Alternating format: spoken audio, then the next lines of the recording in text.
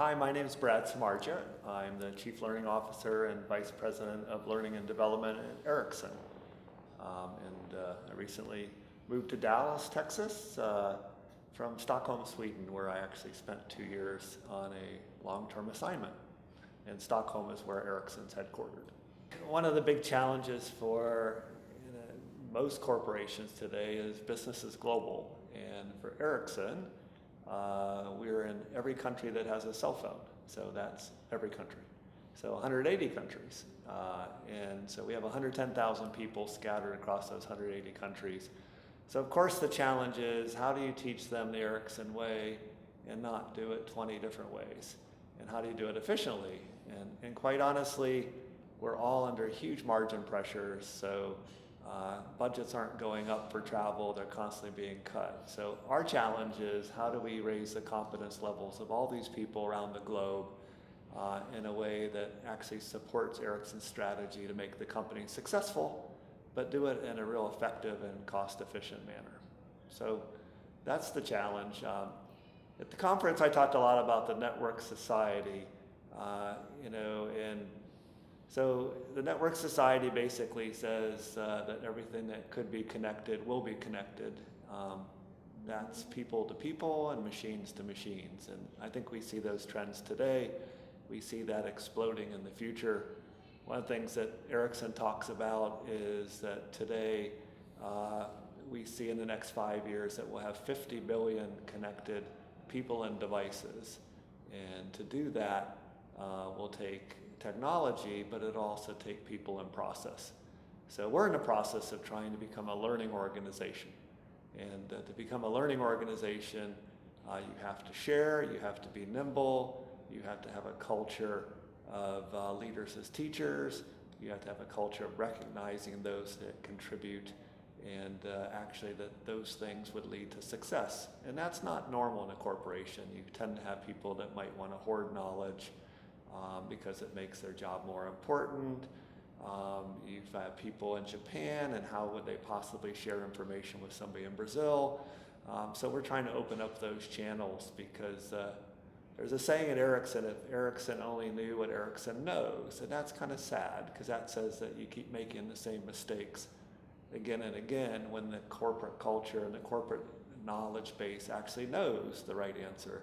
But you don't connect with others, so you don't share that knowledge. And so to be a nimble company, of 110,000 people, you want to connect those people that do the same things all over the globe, and they can provide better customer service, their employee satisfaction goes up, their effectiveness goes up, and they're more successful in their careers. One of the challenges in business today is all of us work with people that aren't sitting next to us. So frankly, everybody that works for me, except for one, and I have 17 reports, 16 of them work around the globe, and then people work for them.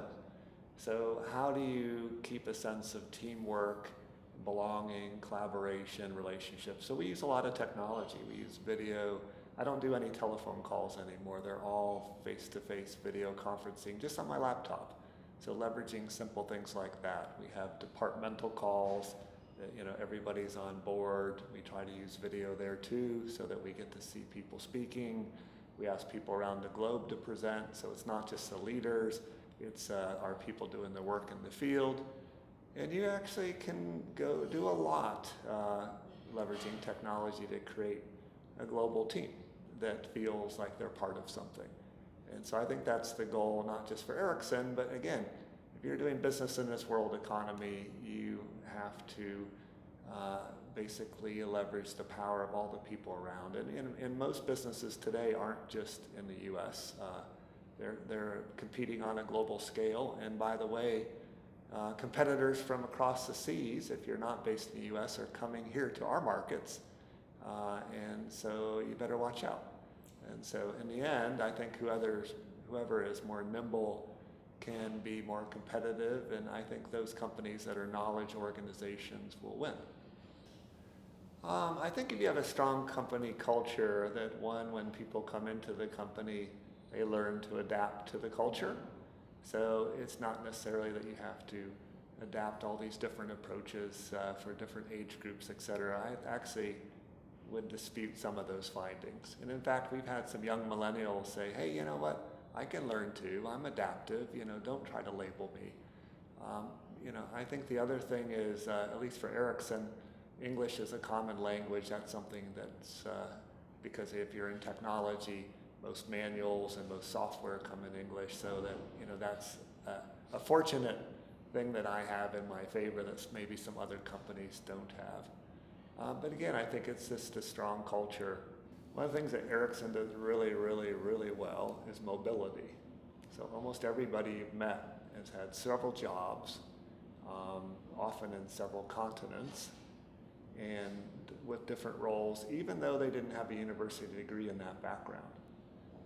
So it is actually quite amazing because they've seen different aspects of the company, and I think that helps with the culture too, because in every office you have people that have been around and they kind of pass that institutional knowledge on to others. So I think when you don't have strong mobility, you end up developing local pockets of culture and things like that. But I think if you have really strong mobility and you have a proud heritage, people want to be part of that. And the thing that's interesting about Ericsson is, we started in 1876. Name another company or two that have been around and actually are market leaders like we are. So we've constantly recreated ourselves. And I think people want to be part of that. So, they see mobile exploding, they see it everywhere, 4G, 3G, videos, WhatsApp, all that, and they want to be a part of it. So, I think we attract young talent as well as the old, and they all want to be part of changing the world. And actually, if you think about communication technology and what's happening and how fast it's changing everybody's lives. So it's kind of fun to be part of a company that actually has a positive impact on how we live and we learn and we work. So that's why I think we like Ericsson. Yeah, Connect to Learn is part of our technology for good. And Ericsson spends a lot of time on sustainability. And quite honestly, if you think about these technologies, they can do a massive amount of good in society. So at the conference, we talked a little bit about Ericsson Response and how we're first on the scene in Haiti and Japan and the Philippines when there's natural disasters. Because the very first thing you want to do is find your loved ones, bring food and water in, help out the peacekeepers and the relief workers and all those types of things. We're working with Forrest Whitaker with his foundation around the Youth Peacekeepers Network. Again, fantastic initiative that Forrest leads around really helping those troubled countries and trying to quell violence and bring peace to those regions. And then I think the third one we talked about is the refugee. So using technology to connect people in refugee camps for their lost loved ones again, instead of tacking a picture on a bulletin board and hoping somebody sees it and recognizes a lost mother or child. There's ways to use technology for good, and it works. So we're pretty proud of that. Yeah, one of the things that's interesting, if you define the CLO role as building competence, then it's a fantastic, very broad role.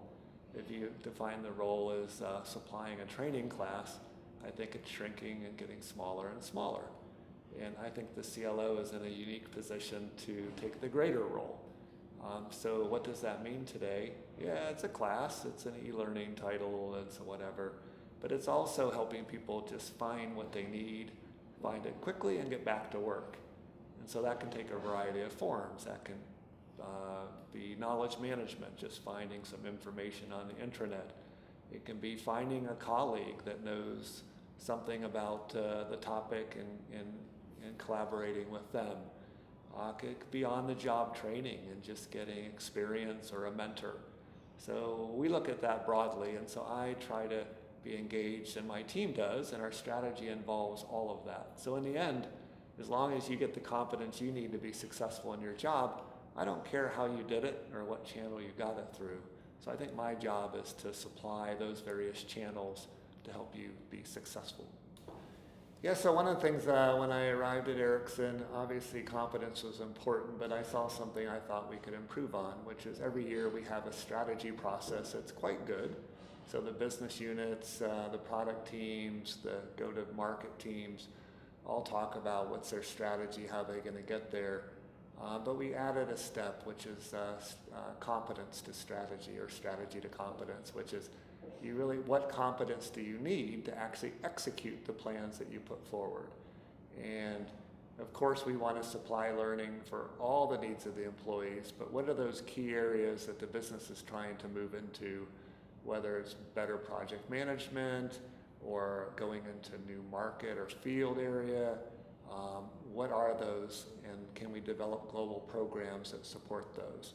So I think we've been quite successful in the last 2 years actually building these competence plans that are actually part of the strategy now and approved by the leadership team to ensure that the people part goes with the products and the business.